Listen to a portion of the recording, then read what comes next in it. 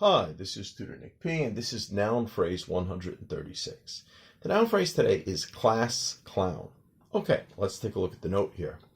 A class clown is a student who often, deliberately, so on purpose, makes a lot of jokes to entertain the class. Yeah, he probably, like every day, maybe very often he'll probably mostly yell things out, but he may do anything funny to try to make the class laugh.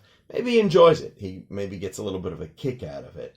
And he does it a lot. That's what we call this, very often, most students might have one class clown. So that's what a class clown is. Okay, let's continue. Class clowns are often witty, because they could usually think of funny things to say right away. But may or may not be a disturbance or annoyance to a teacher.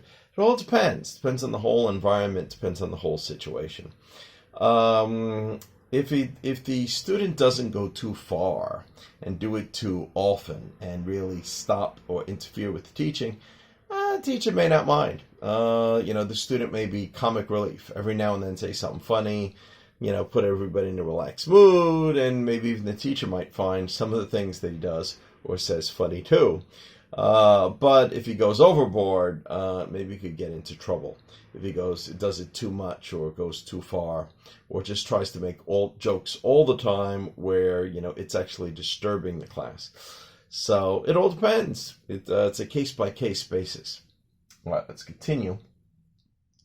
The word clown itself has been used since the 1600s to describe a professional fool. Yeah, remember like in the Middle Ages, they used to have a guy that was like a jester for the king and the queen and the nobles.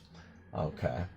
And it took on the meaning of someone who acts inappropriately in the 1920s. So you can call another person a clown, sometimes kind of as an insult, or like somebody's a joke or a worthless person. Could be kind of like a clown too. It is therefore natural to eventually have the term class clown for a particular student that often tries to make the class laugh. So they eventually started using it for that. That's a class clown. Okay, good. And we just have two examples to finish up here. Example number one. Jack used to be known, or maybe had a reputation for, to be known as the class clown in grammar school. Okay, good.